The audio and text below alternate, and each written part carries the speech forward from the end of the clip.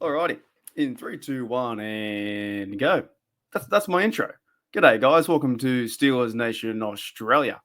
So you're telling me that the Pittsburgh Steelers are meant to be scared of the Bengals defense and the Ravens defense. Some will say, oh, sorry, my camera's a bit weird. There we go. Some will say that was an instant classic. That was an offensive performance. It was a juggernaut. You can't stop Lamar Jackson. You can't stop Chase, the receiver. Joe Burrow's going off. I look to the other side. I see two weak defenses, and I'm going to go over the stats too. So I just got finished. By the way, too, that was a face mask. Dead set a face mask. The Bengals got robbed, but I don't care because now the Bengals are 4-6. The Ravens go to 7-3. They're still like one game behind the Steelers. We got to verse them twice. We got to verse the Steelers. Have to verse the AFC North 6 times. So either way, it was going to be a good result because now the Bengals are 4-6 and their playoff chances just got knocked down another level, right? But I'm going to go into the stats. And the Ravens, 7-3, they're trying to be the best team on offense in football. People will tell you that, Derrick Henry got 68 yards, Joe Burrow got 428 and 4 TDs. But I look towards the defense, right? Without defense, we're now allowing, the Steelers are allowing, I think, 15 points per game, right? If Russell Wilson goes out there and scores 21, 20, 24 points, we win games like this. We don't win games 35-34. Now, could there be a possibility there could be a shootout with Russell Wilson and Lamar Jackson? Maybe it could happen. But Steelers play tough football, physical football, and we won't allow Lamar Jackson to run around 20 yards and then dash to the end zone with nobody watching him, spying him. And also, the tackling was really piss poor. So people see 35-34. What's that? 69 points in the game. I see two bad defenses. And our defense can definitely take them to town, right? Our defense is scoring 15 points per game, and our offense, we can score 27 points and win the game. So the Bengals, they fall to 4-6. Joe Burrow went 34-56, 428, 4 TDs, and got sacked 3 times. On the other side, Lamar Jackson got 290 yards, 4 TDs, and 0 interceptions. He's trying to paint himself in the picture to be Lamar Jackson MVP. The NFL is making that more than possible by not calling holding calls. And they really should have called a face mask, and I think a holding call on the receiver that was the Bengals in the end zone. They went for 2 and they stuffed up. In that situation, do you kick a field goal 35-35 or do you win the game 36-35? The Bengals made the right choice, I think, to go for 2 because you want to try and end the game and go to 5-5, right? But they stuffed up. The ref stuffed up too. So Lamar Jackson had 290 yards, 68 yards for Derrick Henry. Lamar Jackson had 33 yards rushing. So over 300 yards on offense, 35 points for the Ravens, 34 points for the Bengals, and near almost a 500-yard yard game for the Bengals. So I'm sorry my words. I just kind of finished work about half an hour ago. I had some good food. I had a burrito and KFC chips. I felt pretty good. And I thought, you know what? I want to talk about the Bengals and the Ravens because they both suck. Our Steelers can do something better than that. Our Steelers versus the Commanders this week, and then we go on versus the Ravens, Browns, Bengals. You think we're still worried about this stupid? This is why I keep talking to you guys about the gauntlet, right? Let me bring it up. This gauntlet we got to face, and oh my goodness, the Ravens are a scary team. The old scary Ravens.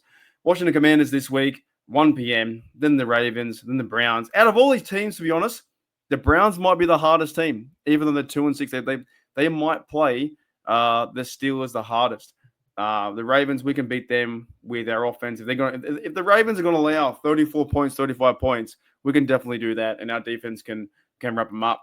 The Bengals are in there too, in this scary, scary gauntlet, and the Browns too. So we have 6 AFC North games, and we control our own destiny. It would have been nice for the Ravens to lose, so we had a clear gap, but then the Bengals are catching up. Now the Bengals are fighting for that number 7 wild card spot with Denver and the Colts, those teams. They've lost 6 games. The same people who said the Bengals are going to win the Super Bowl this year, and they said the Steelers are 4th, they're a terrible team.